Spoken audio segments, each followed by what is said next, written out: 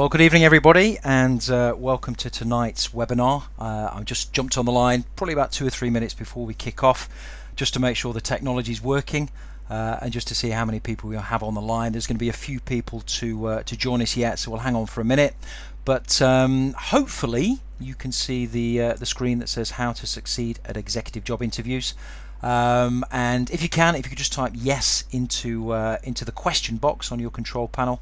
That will be really helpful for me to let me know that you can see that and you can also hear me. Thank you, Ashreen. Thank you, Osman. And also, while you're at it, it's always useful for me to know where people are from, so which city or country you're based in, and also what you're really hoping to get out of tonight's webinar. What's your big interview challenge? Because what I'll do my best, given the time constraints, to make sure that we cover off as much as possible to meet your specific requirements for being on the call tonight. So where are you from? What city are you based in? Which country? And what's your biggest interview challenge, or what's brought you to this webinar this evening? Would be very, very helpful to know, so that I can position the content accordingly. Okay, so thank you, Keith. Let's have a look. I'm looking for work and rusty. Okay, don't worry, I can help you with that. And it's first time back on the job market in decades. Okay, no worries, Keith. We can certainly help you with that. Of course, the interview stage is a little bit further down the track. There's a lot more which I'll talk about as we get into the detail that you need to do before that. But yes, you're in the right place if you want to get an edge in the job market. Okay, so David. Okay, interview challenge. What if you had a bad interviewer that is not asking you the right questions? What a great question, David. And what I promised to do on the advertisement for this webinar was to talk to you about how you control the interview. And we're going to cover all of that, so that's good. I've got that in the presentation this evening. We've got a couple more minutes. We'll just wait for a few more people to log in. There was 60 registrations for this evening, so people usually have to download a bit of software and trickle in gradually. So we'll give it a couple more minutes. Okay, someone from Los Angeles, Osman. Okay, welcome. So it's probably a lot sunnier over there than where it is in the UK at the moment, and probably middle of the day. So, been out of the job market for a long time, and how to deal with the phone interview. Okay, good question. We're not specifically going to cover phone interviews this evening, but everything that I tell you about face-to-face interviews is absolutely relevant for phone interviews. There are some additional things you need to think about when it comes to phone interviews, and if you remind me at the end, Osman, I'll cover off that question specifically for you, even if we have to hang on a little bit towards the end of the presentation just to deal with that question. Okay, South Africa. Wow, Ashreen, okay. Yes, from South Africa, but living in Nottingham. Good. Alrighty. So, let's we're on the half the hour, so let's get going. I'm prompt if nothing else. So let's jump forward in the presentation. Just to let you know, the presentation this evening is probably going to last about 45 minutes to an hour. I'm very, very happy to deal with questions as we go through, because I know, being a regular attendee of various webinars, generally on marketing and stuff like that, that if you've got a burning question, you want it answered straight away. So if you've got a question, then just let me know as we go along. There's just me here. I don't have a big team behind me, so I'm doing the presentation and answering the questions. So if I do miss one of your questions, please excuse me. I'll do my best to get to that at the end, and I'll hang on at the end to make sure everyone's question is dealt with. Okay, so bit of housekeeping, the boring bit to begin with. Everyone can see me, everyone can hear me. You told me that. Anyone can't, please type in the chat box and let me know. This is a go-to webinar platform. It's probably one of the most robust webinar platforms that you can get. It costs me quite a lot of money each year, so I've never really had a problem. But just in case your internet connection went down, there was something that happened that meant that you couldn't see or hear, then just log back out and log back in, and I'll be here. And if I have a problem this end, then I'll do the same. So we'll be back in the room with one another.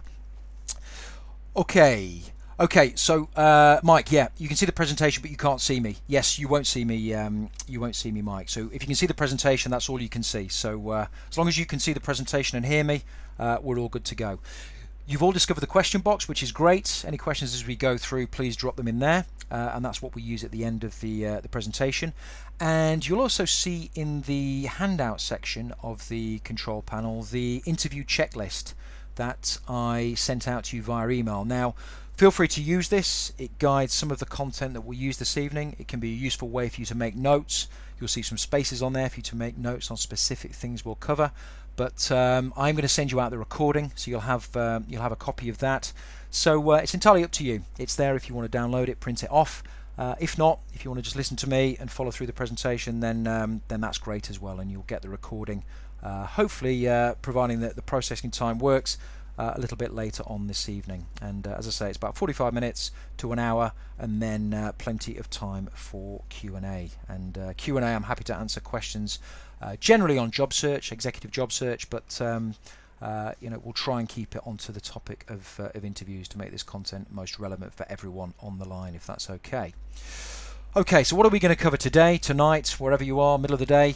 Well, we're going to cover three things. We're going to cover the three most important things when it comes to executive job interviews. So the first thing is how to prepare properly. Okay. Second thing is what to do during the interview.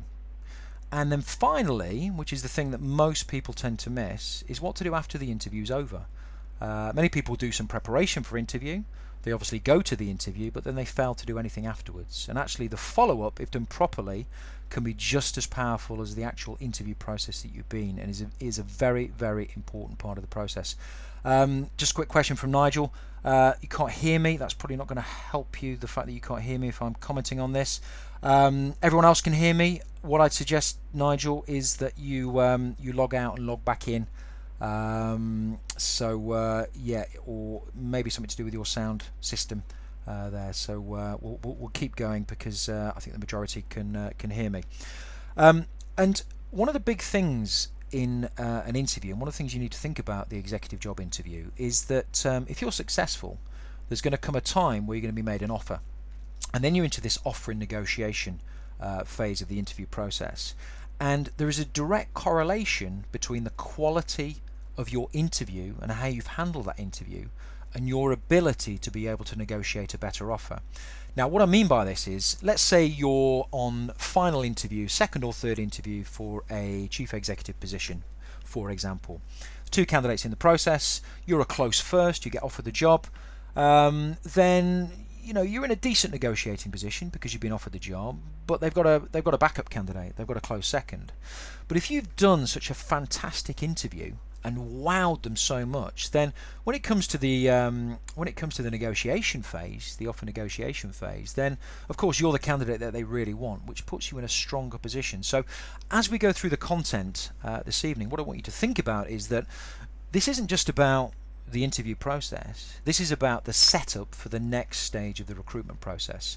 And everything that I talk about through the Career Codex methodology, the Career Codex framework, sets up the next stage of that process. So everything you do in the executive job market are not isolated things. They are all interlinked, and they all set up the next stage of that process. And as I say, there's time for Q&A, and I'm going to share some real life stories, some real life anecdotes. I'll give you a bit of my background in a minute, but I'm going to share some real life stories that will help bring the content to life, because I think one of the most powerful ways to learn and to remember what you've learned is to hear a story about that actually working in practice. And everything that I talk about through Career Codex is real life practical stuff. This is not textbook stuff. This is real life stuff that works out there in the field at any stage of the executive recruitment process. Okay, so a bit of background. Why do I do this? Well, it's important that for those of you who don't know me or have not been on any of my previous webinars, just to know who you're listening to, because that's important for you to buy into the story, to buy into the education, and to know that you're listening to somebody who knows what they're talking about. So very, very brief background. Trained as a chartered accountant, then fell into the recruitment industry, worked for a consultancy for about 6 years, disappeared off to Japan for 2 years, trained with the Tokyo Riot Police in Aikido. There we go, read a book, decided I'd go and do it. fantastic life experience, but then came back to the UK and started my own recruitment business in September 2008. Toughest time to start a business, really tough time to start a recruitment company, because when a recession hits, generally people stop recruiting. But 5 years on, made the business a success, employing about 20 people, decent turnover, decent profitability, but there was something missing. And what was missing was the fact that executives would come into my office and they came with an expectation that I would find them a job. And at the senior executive level, that's not always the case, because the probability of you being placed by a recruitment company, while it's, there's a strong possibility, in my experience, probably about 50 to 60% of the jobs that exist at the executive level are never placed with recruitment companies. And there's reasons for that I won't go into this evening, but if you go to my website and look at some of the previous video training, you'll see that I explain that quite clearly as to why that is. And what I decided to do was to write my first book, Super Secrets of the Successful Job Seeker, really to help my senior exec candidates go out there and do stuff for themselves. But book did really well, got about 50, I think I checked today, 58 5-star reviews on Amazon, and people started to ask me, can you coach me one-to-one? And I thought, wow, I can actually do something that I enjoy doing and really help people properly by not placing them in a job myself, but empowering them to find the job they really want, not just the job I'm putting in front of them as a recruiter, and also to manage their careers forever and a day going forward. So set Career Codex up about 2.5 years ago.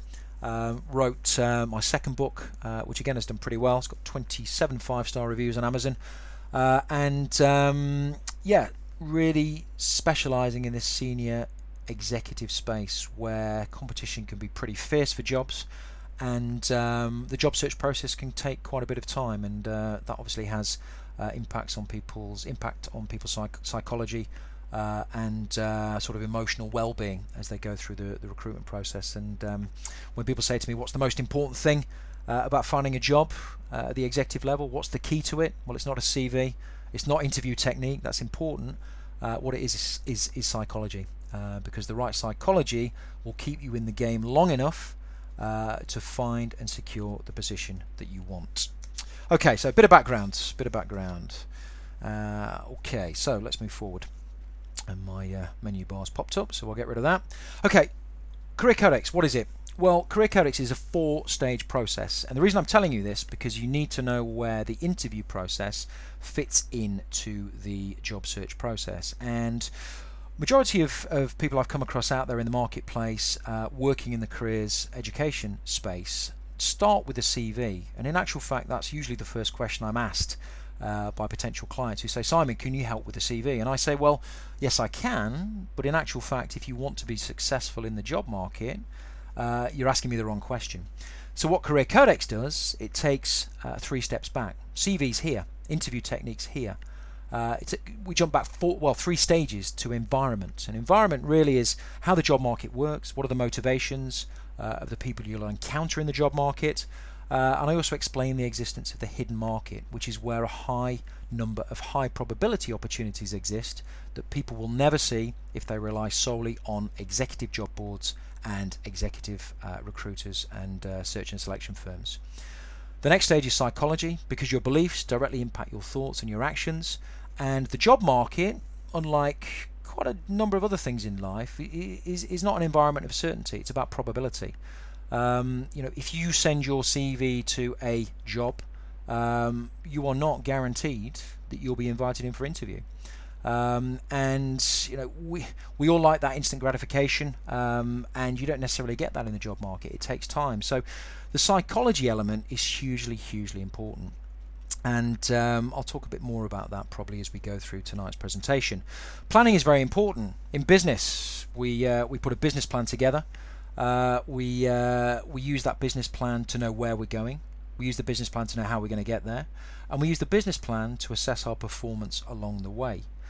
But when we come onto the job market, even if we've been a managing director of a business, what we tend to do is we leave things to chance, and we react to what's presented in front of us by recruiters or on executive job boards without really thinking, well, what do I really want? And this is very important to get very clear about what to focus on, and also when it comes to communicating with people that can help you, which are recruiters, but also employers direct, and also a special class of individual I call market makers. And again, I've discussed that on previous webinars and also in my book. And then we get onto the process, and the process usually starts with a CV, cover letters, social media strategies, interview technique, offer negotiation, professional networking, and lots of other stuff. So I work with clients at executive level, and also those mid-career who are aspiring to the executive level, to help them get very clear, to help them navigate the job market successfully, to really do three things: to define, find, and then secure the job they really want, not just the job they've seen advertised. Okay, so why do people put people through interviews? Why do recruiters, why do employers put people through interviews? Well, they do this really to find out three things, and however you dress it up, based on whatever questions they ask you, they are really looking to find out three things from you during that interview process. The first thing they want to know is, why do you want the job? Okay, so why do you want the job that you're there interviewing for? Now, a related question to this is, what's your current situation? If you're on the job market and available immediately, well, why is that? Or if you're currently in an executive position but looking to move to this job, why is that? Why do you want the job? And here I say, why do you want the job? But in actual fact, the better question, the thing they really want to know is, why do you want this job? Why do you want this job? And of course, as an executive job seeker, if you're doing things correctly, you'll have over time, you'll have a number of opportunities that you may be considering at the same time. But the employer or the recruiter doesn't care about the other opportunities. Okay, what the employer or the recruiter cares about is why you want this job, not just a job. And that is hugely, hugely important. So you need to go into the interview process with a story about why you're in your current situation and why you specifically want this job. And we'll get into how you decide why that is, because you discover that as part of the 5 stages of preparation. The next thing the interviewer wants to know is, what have you done? Okay, so what does your experience look like? Because that's their best guess as to what you'll do moving forwards. If you've had a successful career today, where you've added value and made a difference in the companies that you've worked for, then there's a high probability that you'll do that for their business if they choose to hire you. So you've really got to think about not everything you've done, but what you've done that's specifically relevant to the job on offer. Relevant to the job on offer, and also relevant to the business that you're in their meeting, or if it's a recruiter you're meeting, relevant to the recruiter's client's requirements. So you've really got to tailor what you've done specifically to that vacancy and that interview that you're in. And anyone who's done any work with me in the past or read any of my content will know that I talk about storytelling. Storytelling is the most powerful way to communicate a message. And when it comes to competency-based interviews, which we'll talk about a little bit later, it's all about storytelling. Why do we tell stories? Because it shows a starting position, something you did, and a quantifiable outcome, hopefully. And they're very memorable. They're easy to understand. So when you communicate what you've done and make it relevant to the employer in the interview, then you've really got to communicate it in that kind of style. And then the last thing, of course, we're all human, aren't we? We like to work with people that we like, and that people we think will fit in with our organisation. And we don't want to hire anyone that will upset the apple cart. So we hire this person, they upset everybody and they leave. So they're thinking, will you fit in? Is this person a good person? Do I like them? Do I want to spend 40, 50, maybe 60 hours a week with this person? It's a very, very important decision-making factor. Okay, so there are 3 questions. So you need to be conscious of those before you even start thinking about preparing for your interview. Okay, so let's dispel now some of the myths that people have about interviews. And this really goes back to the psychology part of the Career Codex framework, because anyone who enters the job market will come with perceptions, they'll come with historic beliefs that are based on things that happened in the past. And often they're not relevant. They're not relevant to the current situation, and they can actually be a blocker to progress, which is why psychology is the most important thing. So some of the myths about interviews are that, dispelling some of these myths, well, remember they asked you. Okay, you didn't put a gun to the interviewer's head and say, you've got to interview me or else. They invited you to interview. And what that means is they saw something in your application, however that was made, that sparked their interest. And as part of your preparation, your job is to uncover what that is so you can position and then reiterate that in front of them at the interview. So you need to know what to focus on. Going back to the slide before. Dispelling the second myth. You occasionally get interviewers that ask crazy, silly questions.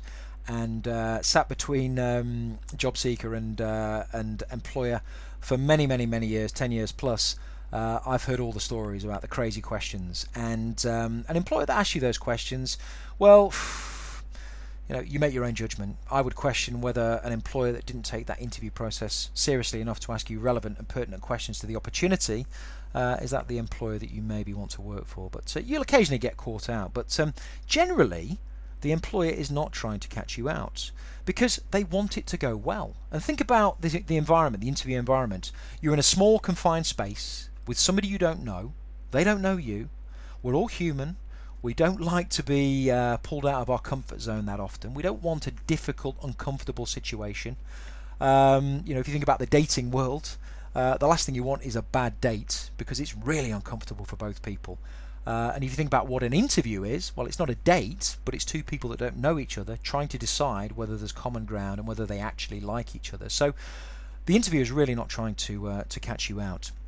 Or if they're really serious about hiring you and they're a serious employer, they're not trying to catch you out. The third thing is they need your help. And I think somebody asked me this question earlier on as we were logging in. And people make the assumption that interviewers are experienced. They do this day in, day out. They don't. Recruiters do, but interviewers in in companies or organisations generally don't. Now there is an exception to that. HR professionals tend to interview a lot more often than, say, a chief executive, but even HR professionals don't tend to interview that often at the senior executive level, because in any organisation, the number of people at the top is a lot smaller than the number of people at the bottom, and there is never a volume of people passing through that business, or there usually isn't. So their experience of interviewing senior people with senior experience can often be limited. And if you think about this, you imagine you go for a first interview and you're interviewed by the HR director. Okay, so they've got some experience, they've been trained to do this stuff. But then for second interview, you meet the chief executive officer. And the chief executive officer has not interviewed for 2 years. The chances of this person having prepared properly for the interview, as you will after this evening, the chances of this person being prepared for you, the chances of this person knowing what questions to ask is really, really slim. And what that means is that you have to help them. This is why I emphasize through my training and coaching that you have to control the interview process from start to finish. And that starts with the preparation that you do. And you've got to remember, it's your decision too. I was talking to somebody this week about what an interview is, and this person's just read my book, and so one of the things that really came out in the book was the fact that I described the interview as a meeting, because that's what it is. And in that meeting, you're deciding whether this business is right for you, whether this individual is right for you to work with, just as much as they're deciding whether you're right for their organisation. And if you keep that in mind, then there's less pressure on you. And you have to have that mindset, even if you've been out of work for 9 months, this is your first interview in 9 months. If you have that mindset, it puts a different layer on the whole interview. It's a different approach to the interview, and you'll be a lot calmer and a lot more relaxed. And then finally, remember, it's two-way traffic. I think many people fear interviews because they think they're going to receive a barrage of questions, and sometimes they do, and often they do because they don't control the interview properly. But really, an interview should be a conversation, because conversations make us feel comfortable. Conversations build rapport, and your job in the interview, through generating a conversation, is really to position the statements that will make the employer make the right decision about you, that you're the right candidate for the job. So maybe you had some of those myths, some of those inaccurate beliefs coming on the line this evening, but having sat between employer and job seeker for a long time. I can tell you that quite a lot of candidates that I represented over the years did approach the interview from the wrong mindset. So just bear those things in mind as we move forwards. So what are the two keys to success? Well, the two keys to success are confidence and preparation, and the two reinforce one another.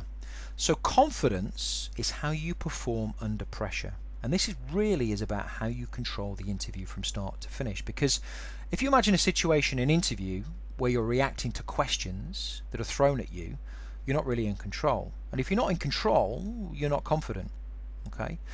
So confidence really is about performing under pressure and taking control and taking the initiative in the interview. And preparation, of course, is about preparing properly.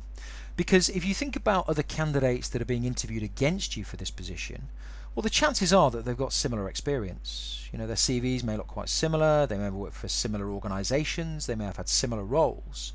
So how do you stack the odds in your favor? Well, you stack the odds in your favor by preparing properly. And the more you prepare, naturally, the more confident you become. And the more confident you become, the more in-depth you start to prepare.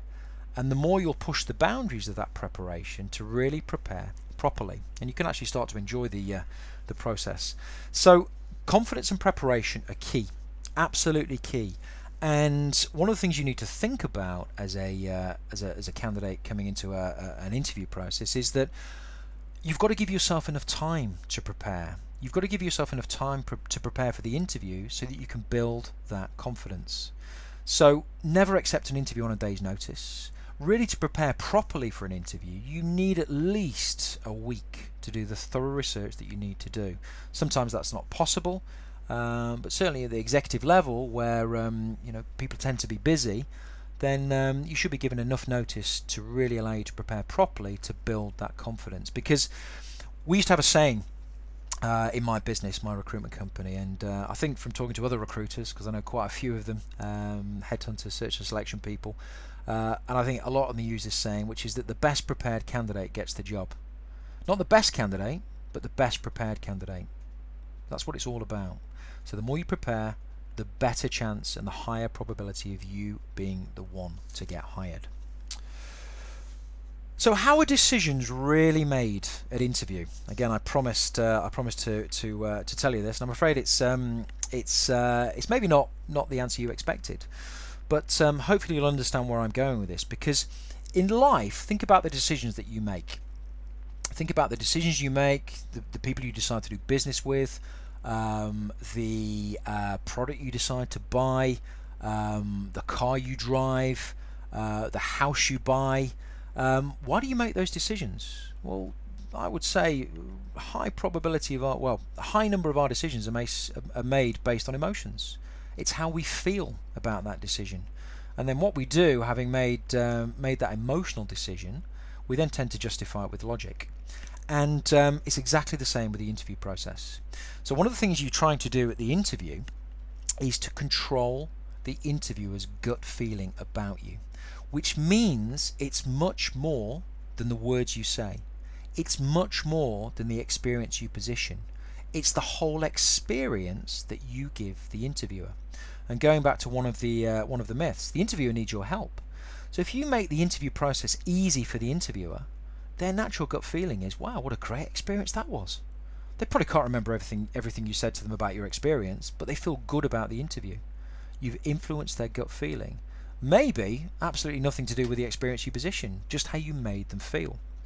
So really, really important. And the reason I know this is the case is because when I've taken feedback from employers and clients over the years, and I've asked them, why did you decide to offer this candidate, or why are you offering this candidate as opposed to the other candidate?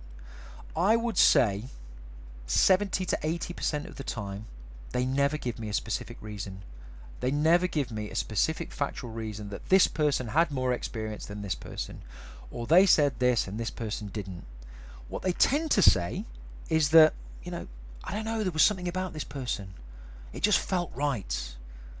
What does that tell us? It tells us that people make decisions on emotions. And then, of course, they may go and justify it to their colleagues who were in the earlier part of the process based on some logic and some facts. But really, gut feeling is what it's all about. And everything that we do, and I'm going to show you how to do tonight as part of that interview process, is influencing somebody's gut feel about you. It's giving them an experience. I'll say that again.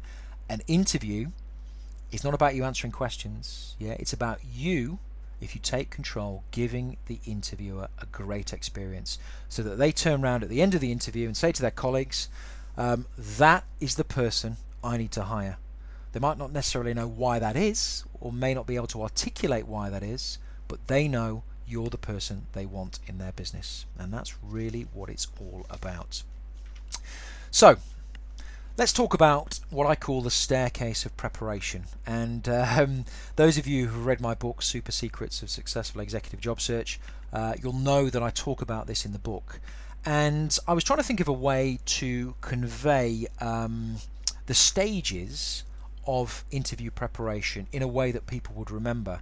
And I'm a keen martial artist. And I don't know whether some of you on the line tonight remember Bruce Lee films. Big fan of Bruce Lee. If you remember Bruce Lee, just type in the box and let me know. And Bruce Lee's last film was Game of Death, and he had to climb this tower, and he had to fight somebody on each level. And this is where I got the inspiration from for the staircase of preparation. So Keith's saying yes, Bruce Lee, yes indeed, fantastic. Yeah, that's what got me into martial arts, and I've been doing it ever since, and it's taken me all over the world. So I've got a lot to thank him for. So let me paint a picture. Imagine an old house. It's got about 5 different levels, and what you're trying to do is to advance through those levels to get to what I call the roof terrace. And when you get to the roof terrace, this is where you look out over the horizon. You've got a beautiful view, and you've got to somewhere that most other people who are preparing for the same interview as you have not got to, because they're still stuck in the basement. And I'm going to walk you through those 5 stages fairly quickly now, just to show you some of the things that you can do to get to the roof terrace. Because if you get to the roof terrace, I can guarantee you are in total control of that interview process if you do the stuff right. So let's talk about the basement. So what happens in the basement? This is the first level of preparation, and I was googling an image of a basement, and it's amazing. We live in a modern world, don't we? There were swimming pools, there were wine cellars, there was gyms, saunas, cinemas. I picked the wine cellar because I thought it was the most appropriate, but clearly other people have other things in their basement. So if you're doing the bare minimum, this is what you would be doing. So the first thing you would be doing is going onto the company's website, and I'm assuming a company, it could be an organization, charity, whatever else, and you would look at the website. You would look at the About Us page, but the most important page is the news page. And the news page is the most important because that's where the company tells its story. That's where it talks about the things it's most proud of. That's where it talks about the things that you should be talking about at interview, or at least know at interview. The second thing you need to do is social media. So you need to look at their LinkedIn company page, their Twitter feed if they have one, Facebook, depending on the business, you would want to look at, because there is a distinction between social media. And there is a distinction between social media and the website. Now, websites, particularly in bigger organizations, tend to take a lot longer to be updated. So the news is not instantaneous, but social media is about sharing there and then. So the more up-to-date messaging from that company will tend to come through their social media channels. So it used to be you just look at the website, but now you've got to look at the social media channels, the important ones. And you'll see some duplication across the different platforms, but that will give you a more current view as to what this business is talking about. And every business has a language, it has issues it's talking about, and any business that wants customers nowadays has to engage on social media. So social media is a really, really important port of call for you to find out what's going on in the business, what makes that business tick, and what's important to that organization. Now, the second element of basement research is something that people forget to do. They forget to research themselves. They forget to research their own CV and their own experience. And I promise some real life anecdotes, and I'll tell you a story. I was recruiting for a very big organization, international business, for a senior executive position a number of years ago now. and it was a competency-based style interview, and I sent my candidate along, and she had the interview, and the feedback I got was, this candidate was great. We asked her some questions, but she couldn't answer them.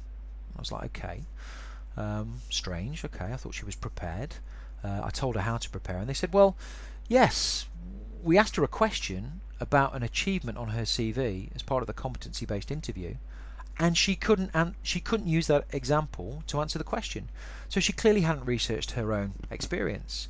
And what you'll find, I said earlier that every stage of the recruitment process is interwoven. The achievements you position on your CV are the achievements that you want the employer to ask about, and generally they will. So this candidate hadn't prepared. So in preparing for your interview, you have got to research yourself as well as the organisation. And remember, social media works both ways. So you have to think, well, they could research my social media channels.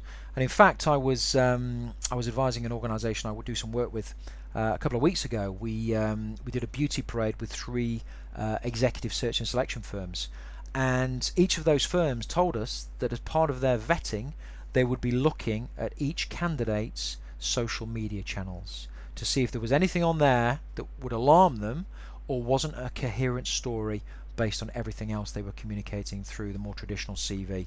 So word to the wise, you really got to think about your social media positioning.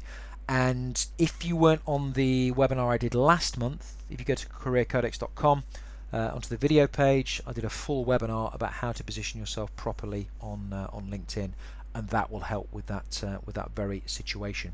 So that's the basement, and that's where we leave the majority of job seekers. You wouldn't believe it, but I can tell you, in my 10 years plus experience, that's where the majority of people stop. That's where they stop. So if you carry on, you're already stacking the odds in your favour. So let's go to the first floor. Well, what you need to do is you need to Google the company. So you need to do a general Google search on the company at least a number of times before you turn up for interview, and definitely on the morning of the interview, because if the organisation's won a new contract and it's in the news, it won't have made it to the website yet. It may not have made it to the social media channels, but it might have made it to the national press. And the other reason you want to Google the organisation is because an organisation, a business, will paint a very positive picture of itself. But you might find something on Google that actually is a bit of a negative stance on the organisation. And in actual fact, if you're clever at interview, that's exactly the kind of thing you could position as a question. Now that may sound strange, but in reality, if you're interviewing for a senior executive position, the interviewer will expect you to have a balanced view of the organisation, which will include some really great stuff, but maybe some stuff that's not so great. And it's a great prompt for a question. Now, one of the ways you can set things up is you can set up what's called a Google Alert. Very easy to do. If you Google how to set up a Google Alert, it'll tell you, and you can get a mail into your inbox on a regular basis anytime that company's mentioned anywhere on the internet. So if there's a story with the BBC, Financial Times, it's a comment somewhere online, Google will package that and send it to you. Really, really useful. Really useful thing. Next thing you can do is company information. Now, whether you're going for I'm an accountant, but even if you're not an accountant and you're not going for a finance job, as an executive, you need to have a handle on the numbers. So company information, in the UK, of course, we have Companies House. Overseas, you will have similar. You've got to get online, download the various documentation to discover who owns the business, what the market capitalization is, what the profit and loss account looks like. Because again, you might see some really positive stuff, but if you're interviewing for a business that is struggling financially, then absolutely that's something you need to position as a question. Because remember, an interview is a meeting. Okay, an interview is a meeting, and you have to go into that as a meeting of equals, where you have a proper conversation about the good and sometimes the not so good. Okay, company literature, hugely important, and company literature has a reason that you would get it that you use on the day of the interview. So what I would advise you to do is to phone up the organisation. And speak to reception, speak to customer services, speak to the marketing department, and ask them to send you, tell them you're coming on interview, give them your name, because that will probably get back to the interviewer, so the interviewer knows you're a serious player, and ask them to send you the literature that they would normally send out to customers. Because when you get that literature, I can guarantee you nobody else has bothered to do this, you read the literature, and on the day of the interview you have that literature with you, and you've annotated it. So you've highlighted it, you put a post-it note in it, and you carry it into the interview with you. We're not specifically going to talk about everything that you do on the day of the interview, but that's one of the things that you would do, because immediately it's an icebreaker, and it shows the interviewer that you've gone the extra mile. Yeah, that you're really serious about this job, not just a job. And the other thing to do is to look at the interviewer's LinkedIn profile. If there's more than one interviewer, then look at their multiple profiles. Great thing to do, because they'll know that you've looked at their profile, so they'll know that you're doing your research. But don't connect to them yet. It's not the right time. Yeah, you've not met them as yet. Don't connect to them yet. But get a feel for their background, get a feel for what they do outside of work, what kind of groups they're in, and in particular, if they're active on their LinkedIn profiles, what are they talking about in their status updates? So what's on their mind? What's important to them? Their published posts, which is their blog, what are they talking about? You know, one of the great icebreakers is to say to somebody who you've just met at interview, yeah, I was reading your published post on LinkedIn the other night, really great article, and you could even comment on it before you get to the interview. You're putting yourselves on the radar. You're not connecting to them, but you can follow what they're talking about, and you can comment on some of their posts or like their posts. Again, you're building a relationship with them ahead of the interview. Let's go on to the second floor. So the second floor is where you have a look at market information. So we've talked very specifically about the organization or the business, but what about the landscape that that business sits in? What's happening in that industry? What are the big opportunities in that industry? Or what are the things that could potentially influence in a negative way that business? Now, Brexit, of course, big topic in the UK. Do we stay in Europe? Do we leave the European Union? Any business that exports, if you're on an interview with a business like that, that is one of their major issues, I can guarantee. And at the executive level, you know, you've got to know about their organisation, but you've got to understand the landscape, the marketplace that they operate in. And at the executive level, my advice to any executive, and most do, is on a daily basis, you've got to read a national newspaper, Financial Times, whatever your taste may be, but one of the serious newspapers, so you have an understanding of the world, because the world will impact on the future success of that business. A really good website that you can use is something called keynote.co.uk. Again, overseas there'll be similar, and this will give you a free executive summary as to what's going on in a particular sector. So that's keynote.co.uk.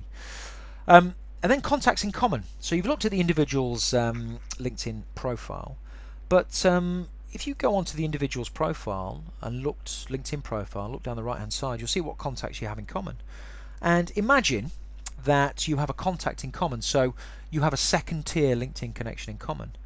Well, as part of your research, you might want to talk to that LinkedIn connection in common to find out what they know about the individual you're meeting. And I sent one of my senior execs on interview with a big business locally, again another international business, and I got her to do this very, very, very thing.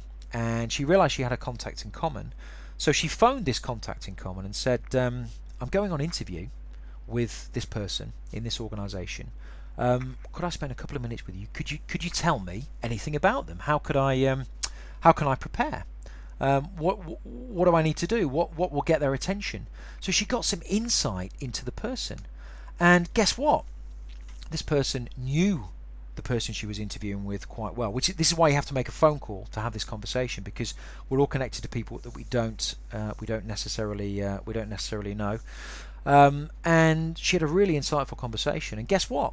She used that as an icebreaker. So when she got to the interview, she told the interviewer, "Oh, I was chatting with such and such the other night. They sent their best regards to you." Wow, what a powerful message. Nobody else will bother to do that, and we're only on the second floor. So, let's move on.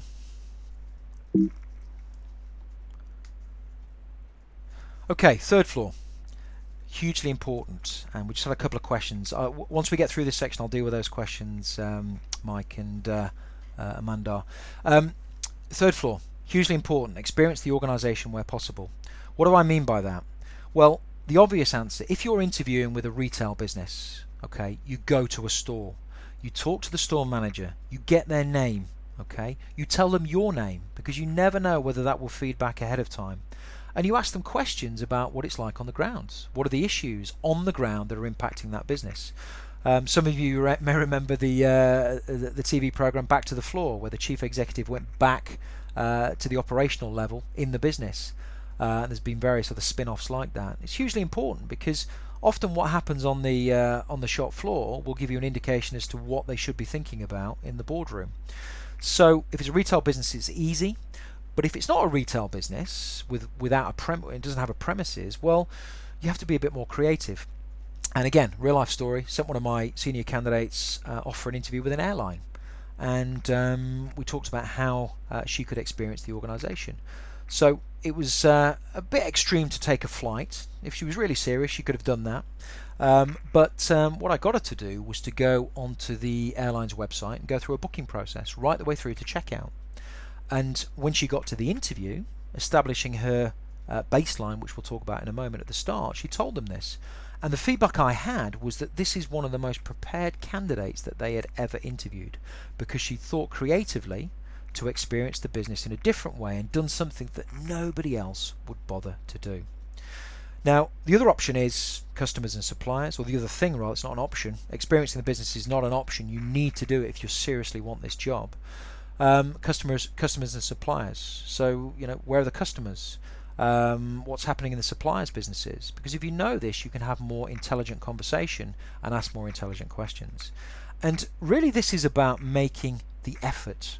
Yeah, if you experience the business and really, really make the effort, you are telling the interviewer that you're serious.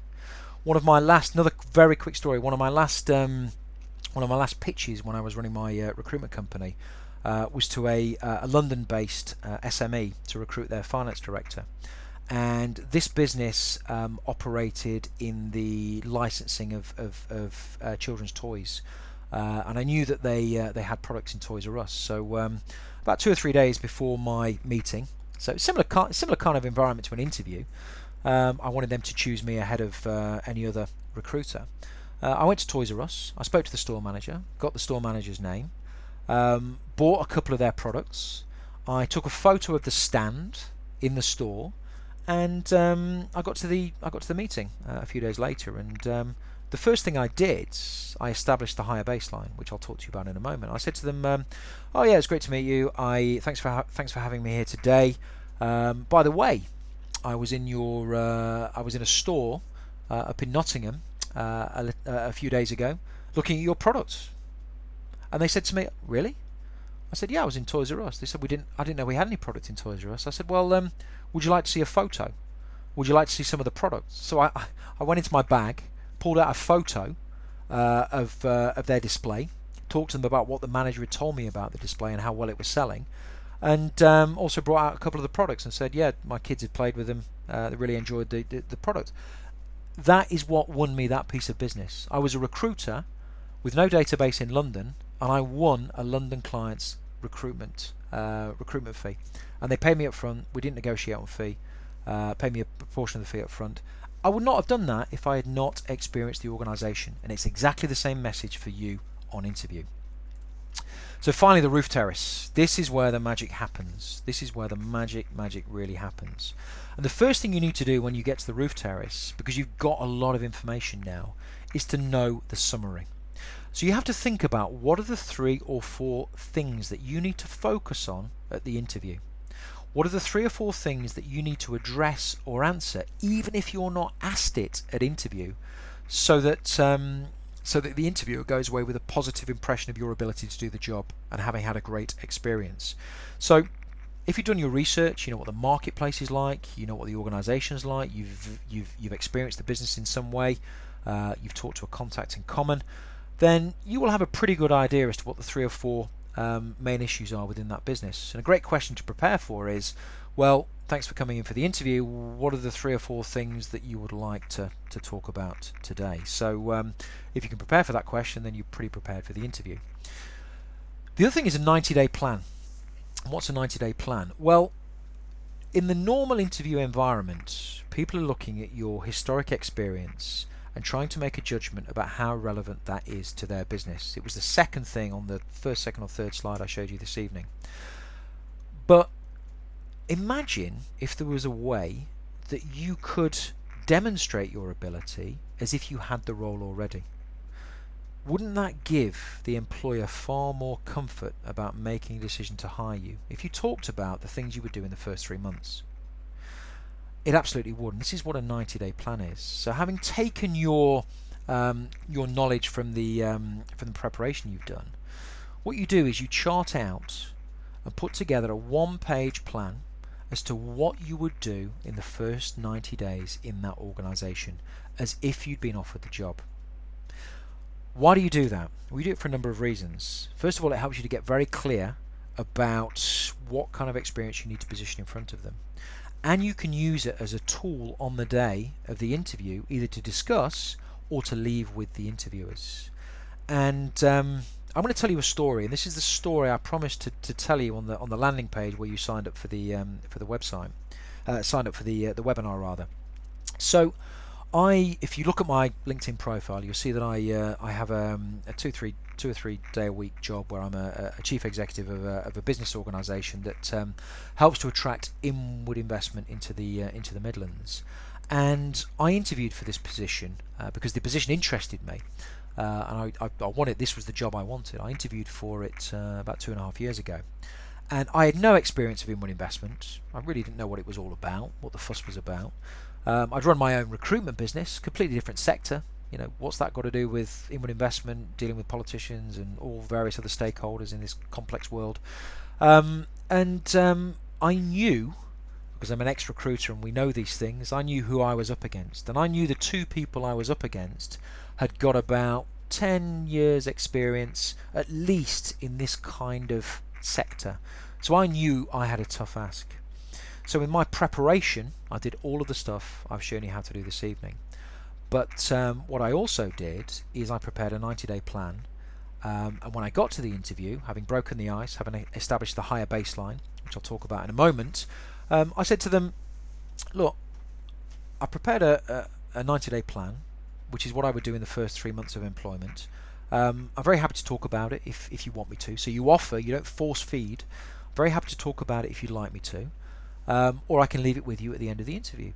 Guess what they said? Oh, let's talk about it now. So I did the interview talking about what I wanted to talk about, demonstrating that I could do the job.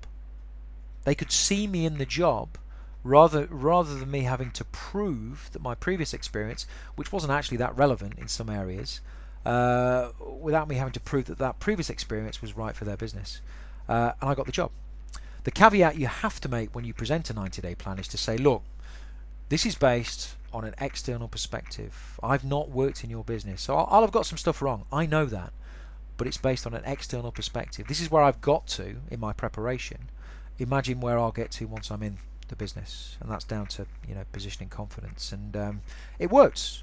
And other candidates, other execs I've worked with, when I've helped them to prepare a 90-day plan, this technique absolutely works because it's about standing out, it's about going the extra mile, and it's about putting yourself in a position where you're seen as if you're doing the job, not just applying for the job. And that's the important distinction. Okay. Oh, and there we go. I want this person to hit the ground running. In pretty much every single job brief I've ever taken, the employer has said to me, as part of their job brief and candidate brief, I want the person to hit the ground running.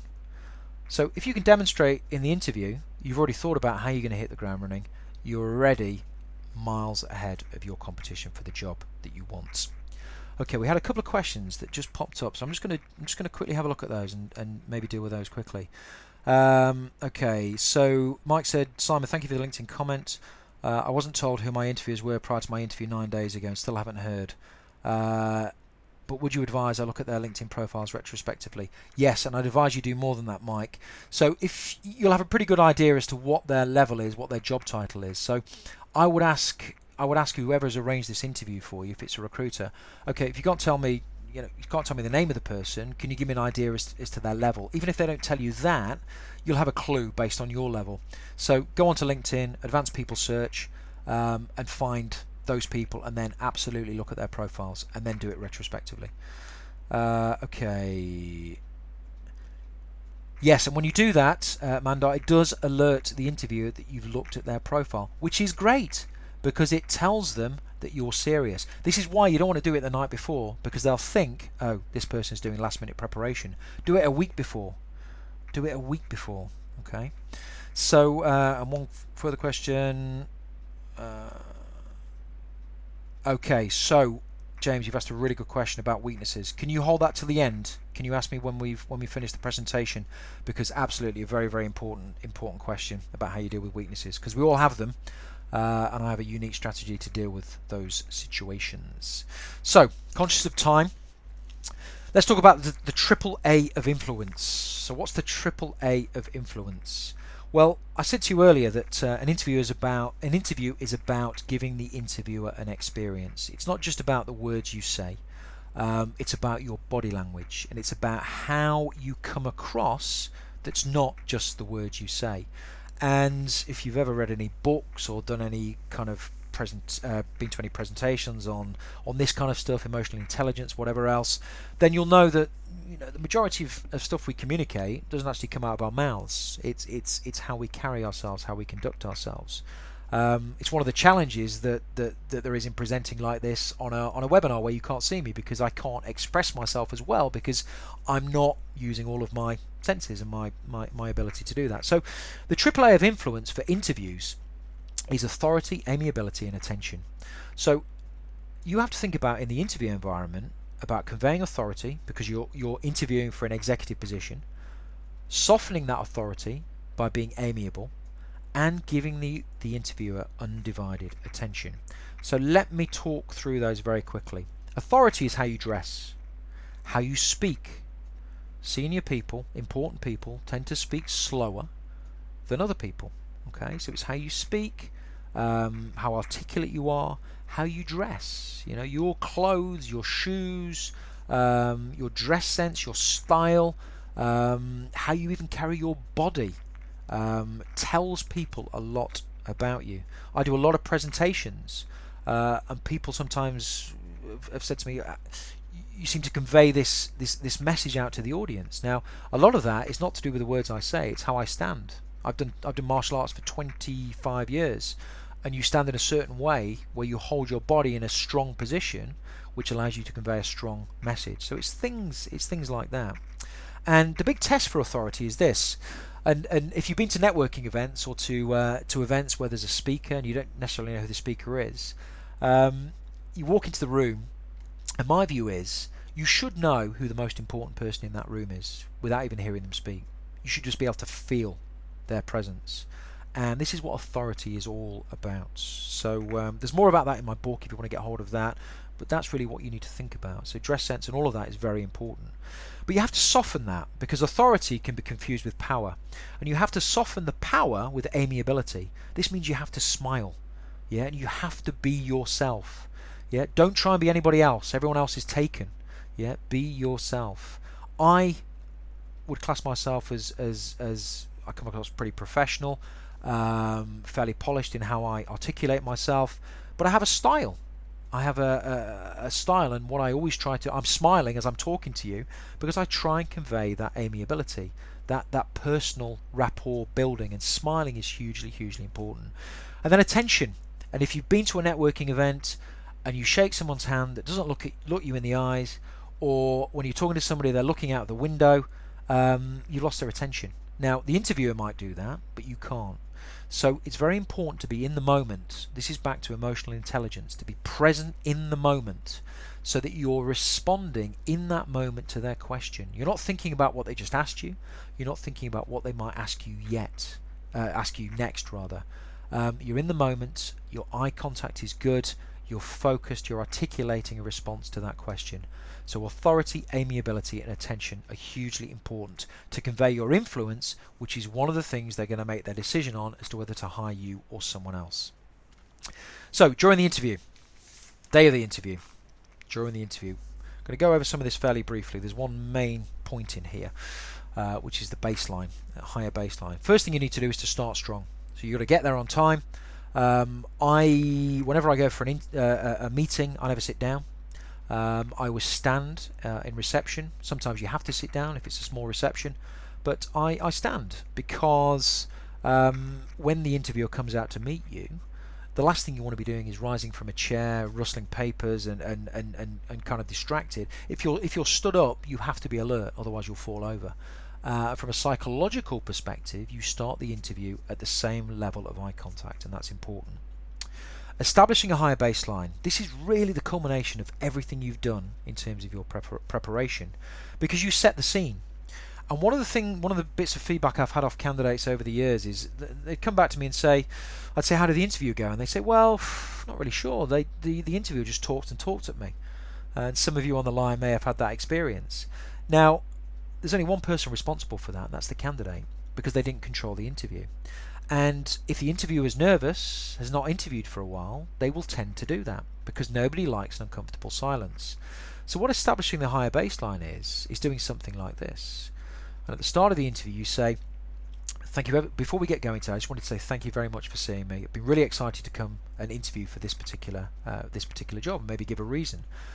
Just before we get going, I just wanted to let you know some of the stuff I've done in terms of preparation, just so you're aware that I have quite a lot of knowledge about your business and organisation already. So you're telling them the preparation you've done. You're not telling them everything that you know, but you're setting the scene and raising the bar on their expectation about what it is you know. And what that means is that they are probably going to open up more to you because they know you've got some assumed knowledge. They don't have to talk to you in a basic language about their business. They can have a higher level conversation about their organisation. You're establishing a higher baseline, and the higher you establish that baseline, the higher level they will see you as a contender for this job. Hugely important, and everything I've shown you how to do this evening on the webinar is building up to establishing that higher baseline. And again, in my book Super Secrets of Successful Executive Job Search, there's some practical narrative that you can actually use in practice to help you to do this. It can be uncomfortable for some of my clients, my one-to-one clients that I work with. They sometimes find this quite uncomfortable, but once they've tried it, absolutely works, because you're doing something that nobody else is doing. You're standing out from your competition. Creating a conversation. You have to create a conversation. You don't need to wait till the end of the interview to ask a question. If the interviewer asks you a question, you can respond with the answer, but then ask a related question back. So you create a conversation, because people feel more comfortable in conversations on both sides than if somebody's just delivering one-way questions with one-way answers. And remember, the interview is about you making the interviewer have a great experience. You have to fill in the gaps. So if the interviewer isn't experienced, hasn't asked you the right questions for you to be able to demonstrate the right experience that you believe you need to get across to get offered the opportunity, you've got to fill in those gaps. And this goes back to your preparation, knowing what the 3 or 4 main things are that you should be talking about. And if you get to the end of the interview and they haven't asked you the right question, you can use a phrase that says, well, just before we move on to some questions, you didn't ask me about my international experience, and based on the research that I've done, I have quite a lot of international experience, and some of the stuff that, if you'd like me to share with you, could be very relevant to your organisation. If you'd like me to do that, then I'm absolutely fine in doing it. So again, you're offering to share, not force feeding, and that's the distinction. And then finally, knowledge-based questions. So you should never ask anything at the end of an interview that you could find out for yourself. So knowledge-based questions take some of the research that you've got and then builds on that research by asking a related question. And I classify these into what I call belters and builders. And if you Google this, you won't find it anywhere else. It's my terminology. And a belter is an original question based on some of the research that you've done. A builder builds on something that came up in the interview and is a bit like a get out of jail card if you can't think of anything to ask, where you refer back to something that happened in the conversation and ask for them to build on that a little bit more for you. Asking them about their own personal journey through the organisation is always good. Getting people to talk from a personal perspective, not just an organisational perspective, does two things. It makes them feel very comfortable, and it also gives you a clue as to what it's actually like to work for that organisation. So when it comes to your decision making, you're more informed as to whether this is the right opportunity for you.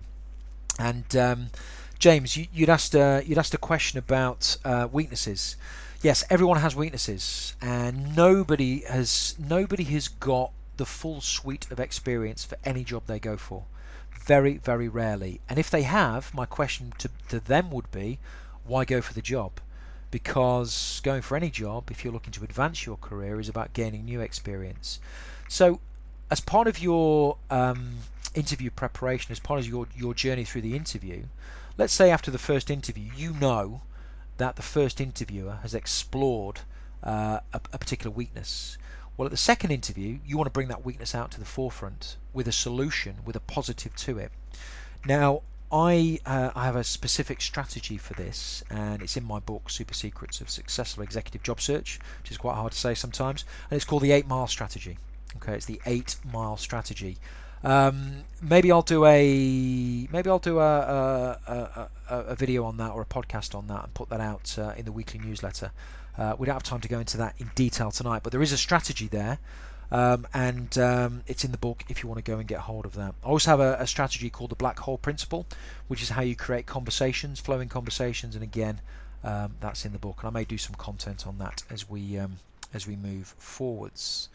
Okay, just very conscious of time, and I promise to let you off the line at 2:45 for those who want to go, so we'll be through the presentation, but there'll be some time for questions at the end.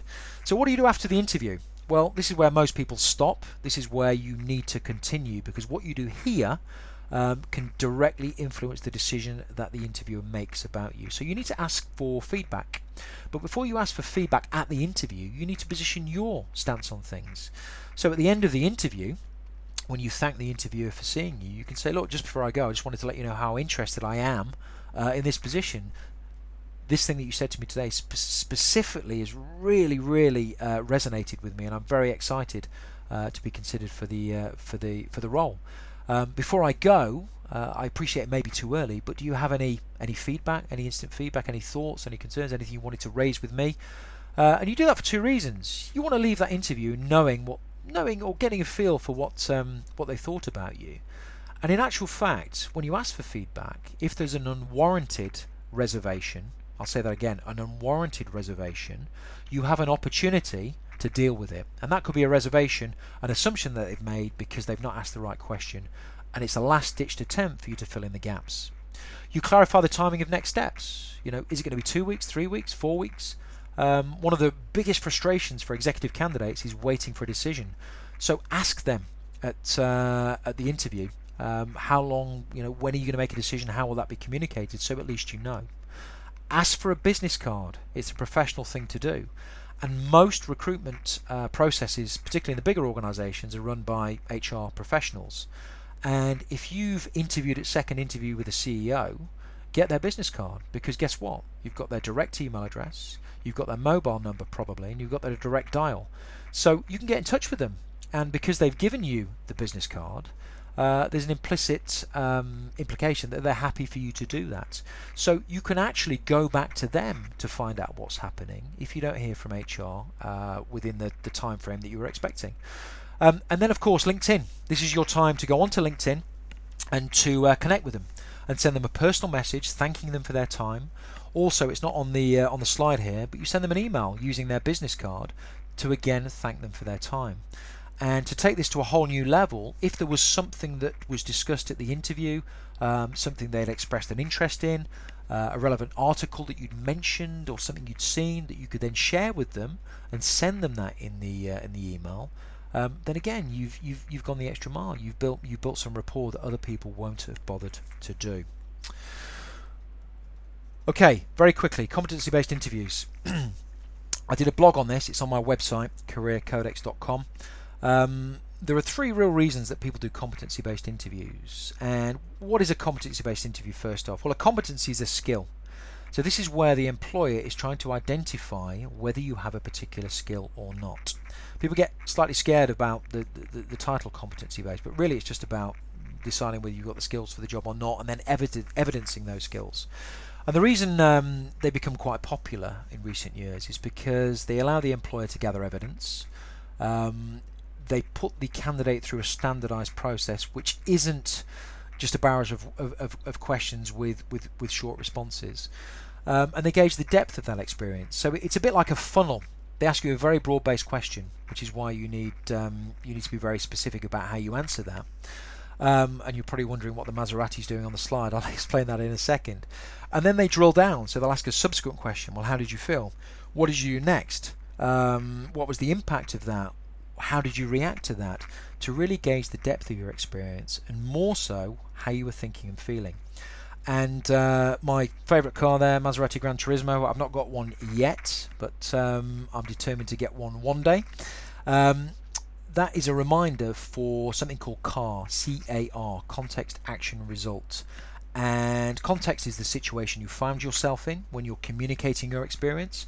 Action is what you did, and R is a result. So any stories that you tell, going back to what I talked about at the start of the presentation, there was a situational context that you inherited, there was something you did, and there was a result. So when you're communicating your experience, communicate it clearly and concisely, and then stop, because then they'll probe deeper. Done a lot of competency-based interviews myself, sat between job seeker and employer, taking feedback on competency-based interviews, and the two things to watch out for as a candidate facing these is the fact that negative feedback tends to be that the candidate waffled. So use the CAR convention to get around that. Make your point and stop. They'll probe deeper.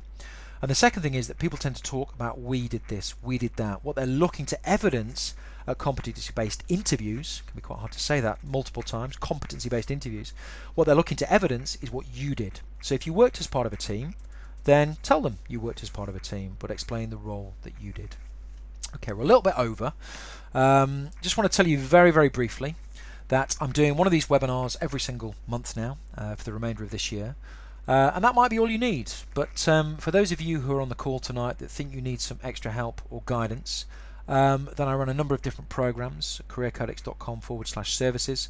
I run a Jumpstart program. This is for people mid-career aspiring to the executive level who are looking to advance in their current profession or change career. And then the Executive Edge program, this is this icon here.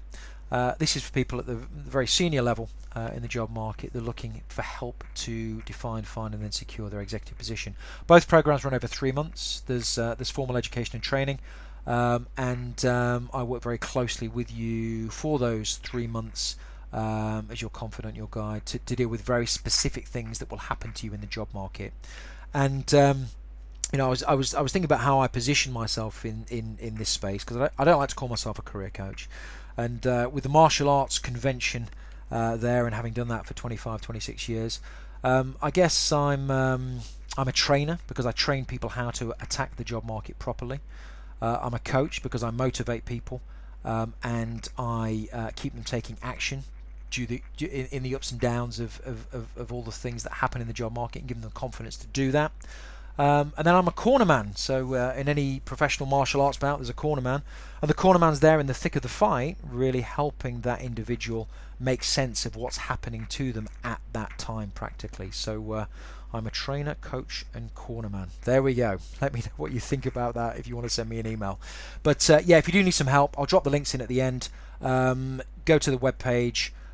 If you drop down to the bottom, there's a form to fill in. They'll send you some detailed information as to what the programs are about and how to apply. And yeah, we arrange a conversation, and yeah, we decide whether that's right for you or not right for you, as the case may be. In fact, let me just drop those in the box there now. You've got the two links there to the relevant pages. Okay, wow. Talked for quite a while now, so let's get on to the Q&A, and we're a little bit over. I know some of you may need to jump off.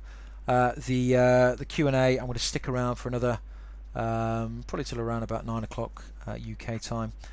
So there are some questions that have come through, so I'm going to deal with those first off. But if you've got a question, please fire that into the question box now. For those of you that need to go, thank you ever so much for joining me this evening. Hopefully that's been useful content. When you close out of the webinar and in the follow-up email, there's 4 quick questions that I'm going to ask you. Please give me honest feedback. That's how I get better. That's how I know what you want from future educational programs, from future training. So please just take a couple of minutes just to fill in that survey. Before I get into the questions, anyone who's been on the webinar this evening, I class you as a friend. If you would like to connect to me on LinkedIn, you would be more than very welcome. It's useful for me to see who's been on. And if you connect to me on LinkedIn, I have 4,500 first-tier connections. So if you've been on the LinkedIn webinar that I did last month, you'll know how important that is to build your reach and personal brand across the LinkedIn platform. So please connect if you would like to. Send me a message. Let me know what you thought directly.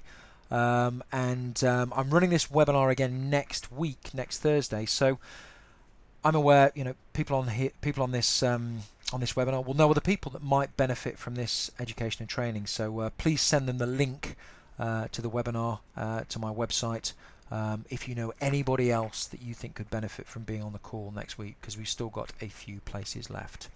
Okay, right. Let us deal with the questions. Okay.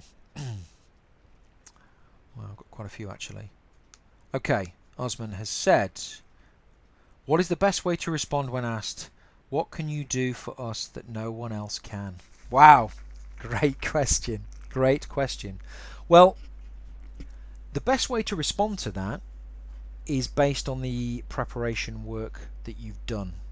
So I can't tell you how to respond to that particular question because I don't know the business, I don't know what the issues in that business are, I don't know what the solution is that they need fixing, I don't know why they're hiring you for this position or potentially hiring you for this position.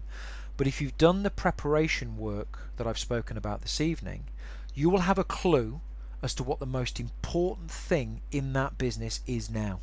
Okay? And once you know what that important thing is, that's how you answer this question, because you think about this important thing, the important issue or the opportunity the business has got. For example, it could be a business that's looking to expand into international markets and you have some international experience. So you know that's their big thing, their big desire, or they may have a big pain point. And you think about your most relevant experience in relation to that, and you tell them the story with a start, middle and an end, and you deliver it with confidence. Okay, you deliver it with confidence. You don't know what you tell them is something somebody else can't do because you don't know who else is in the interview process. So don't get too bogged down in trying to be too outrageous or trying to really think of something so unique. Think about their biggest issue, position your experience in relation to that issue or opportunity, and deliver it with confidence. That's what it's all about. Okay, Shakti has said, do you recommend sending out thank you emails to interviewers right after the interview? Absolutely. As soon as you get back to your office, to your home, the first thing you do before you have a cup of tea, a cup of coffee, a well-earned drink of whatever variety, then you send them a thank you email before you forget. And as I said in the presentation, if you spoke about something at the interview, maybe in the icebreaker section or whatever else, you mentioned an article or something you'd seen, a report, that's the time you send it to them. So absolutely, you have to do it, and not many people do. So yes, right after the interview. Don't do it off your phone, do it off your home computer. Okay, do it off your home computer. So get home, send the email, you've got the business card, so you've got the email address, and thank them. The first thing you do is thank them. Reiterate how interested you are in the role, and then if there's an opportunity to build rapport through something you can send them, or something you can mention that builds on some of the things you spoke about at interview, that's what you need to do. Ashreen, do you have any advice on establishing a competitive advantage when interviewing for internal positions? Absolutely. Well, it's the same story, Ashreen. It's the same story, because if somebody is interviewing for an internal position, there is a reason that they're interviewing for that role. There may be a pain point in the business, there may be an opportunity in the business. So you research again. It's amazing that quite a lot of people will know what happens in their particular department within an organisation, but are they really aware as to what happens in the global business? So it's those 5 stages of preparation again, and knowing what experience you need to position in front of the interviewer to really engage with them, to make them make the decision that you're the right person for the job. Of course, if it's an internal position, then you probably know the person who's interviewing you, or know of the person who's interviewing you. So I would do some digging beforehand, and in casual conversation, or talking to somebody that knows that person, I would be trying to explore really what they're looking for, what the key criteria is for making a favourable decision on an applicant to hire them into that position. But it's the same thing, internal, external. Mark, very informative and relevant. Oh, thanks, Mark. He said, great stuff, Simon. Thank you, Mark. Thanks for the great feedback. Thank you, and thanks for being on the line. Keith, I had an interview a week ago, which I haven't yet had feedback. What's my best way forward now to regain control, in your opinion, please? Okay, so I would ask you a question back, Keith, and I would say to you, so did they give you an indication as to when you would hear back? If they did, was it a week? Was it 2 weeks? If it was 2 days, then definitely you need to chase, because in chasing, you are showing you're interested, and it's the natural reaction that somebody who is interested would do. And I know employers in the past that I've represented have sometimes used this as part of the interview process to test how keen a candidate is. So it's absolutely the thing to do. If you've got the business card, you've got the email address, send them an email. Okay, you can phone the business. Nobody else will do that because people will be too nervous to do that. But if you do that, you're showing them, providing you do it in a professional way, which of course you would. You're just calling to see whether a decision has been made. Just wanted to have a couple of minutes with the interviewer. That's a reasonable request, and nobody else will bother to do it. So again, you're positioning yourself as the standout candidate. Curtie, is it not too pushy to ask for feedback at the end of the interview? I like the idea though. Okay, good. It's not too, well, it depends. If you demand, give me feedback, that is too pushy. But if you say to them, you position your feedback first and say, just before I go today, I wanted to say, I'm really interested in this position. If you are, of course. If you're not, then you don't say that. And you're not too worried about their feedback if it's not the job for you. But you should get the feedback for future reference. You position your feedback and you say, look, I appreciate you've just met me. It's probably too early, but if you had an initial impression, any initial thoughts that you could share with me now in the form of feedback, that would be really great. And the reason you need to do it, if there are any unwarranted reservations, you have an opportunity to fill the gap and deal with them then. And that's not pushy, because you are softening the request. You're not demanding it. You're putting yourself in their position to say, I appreciate it's too early, but you're going to ask the question anyway. Mike, what if it's 9 days ago? If you had your interview 9 days ago, I mean, at the senior executive level, people take a horrendous amount of time to make decisions. They absolutely do, and it's one of the most frustrating things for senior candidates, and it's one of the reasons that psychology and maintaining emotional well-being is so important for senior candidates. If it's 9 days ago, again, depends what your expectation were, what expectation they communicated. But I would be chasing. It may be part of their process to see who's keen. So yes, absolutely do it. Yeah, you don't go in too forcefully, demanding a decision. You go in offering to help in some way, because you can phone up or you can email and say, I've not heard back. I've not heard back as yet. Just wanted to get a handle on when a decision may come. Just to reiterate, I'm still very keen on the position. If there's any information any further information that you need from me to feed into that decision, then please let me know. Very happy to have a conversation on the phone or whatever else.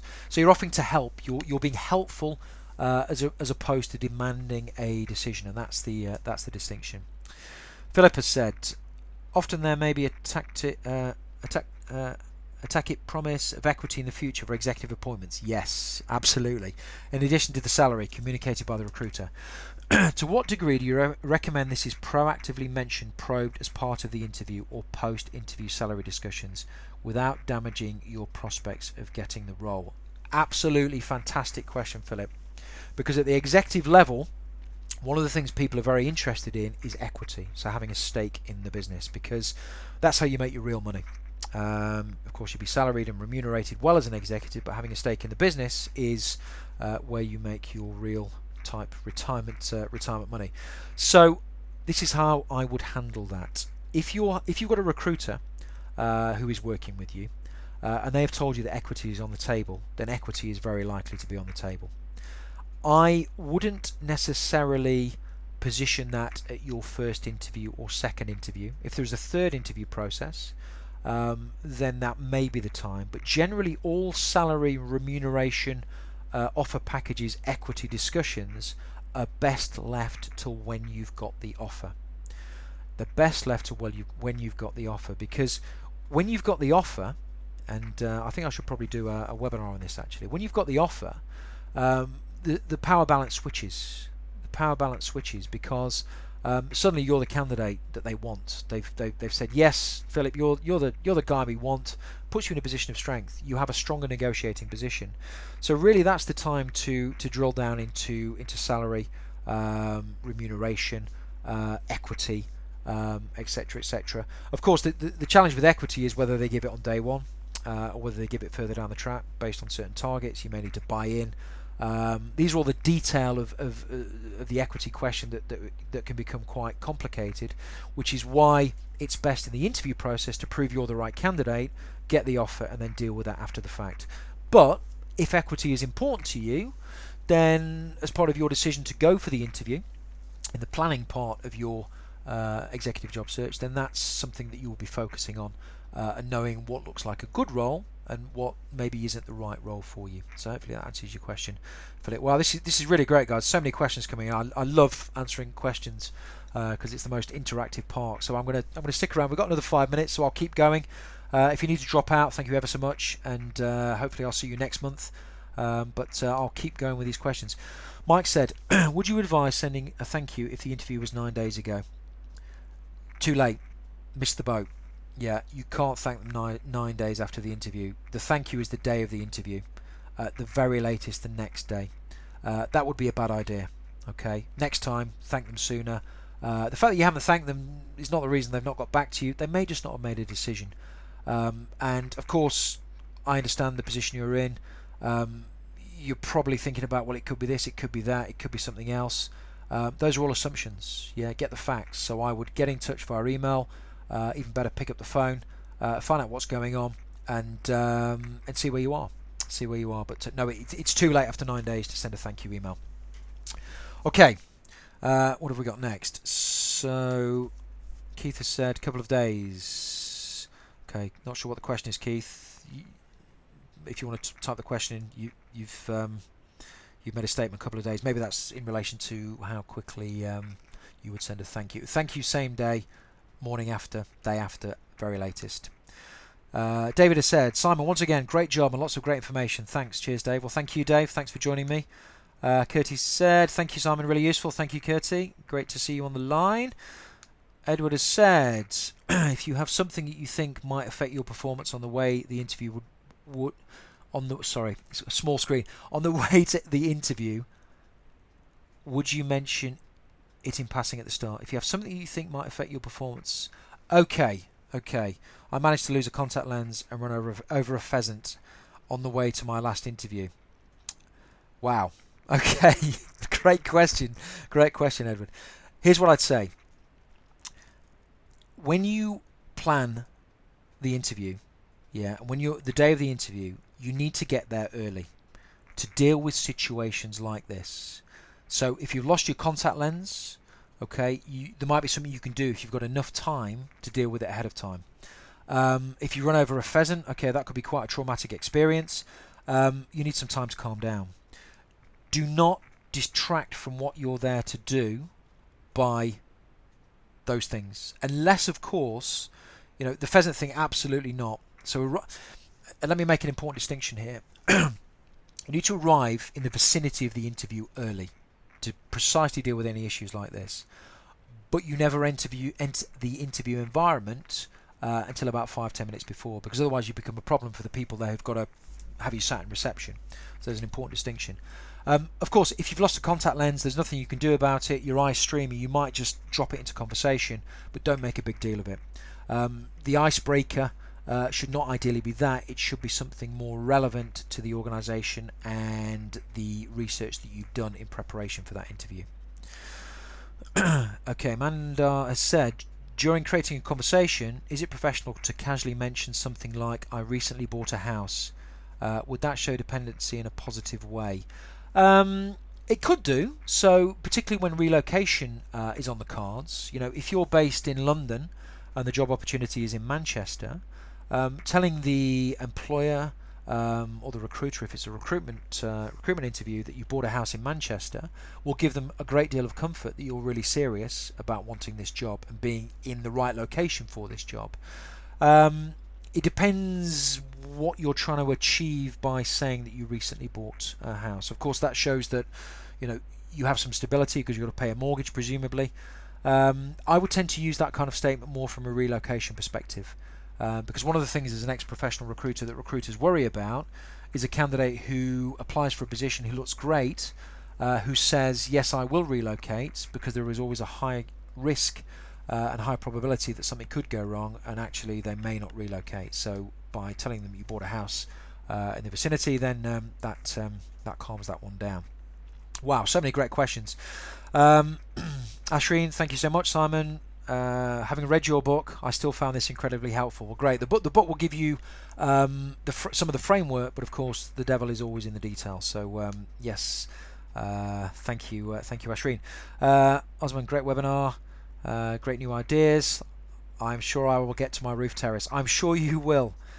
Great answers to the questions. Okay, Curti.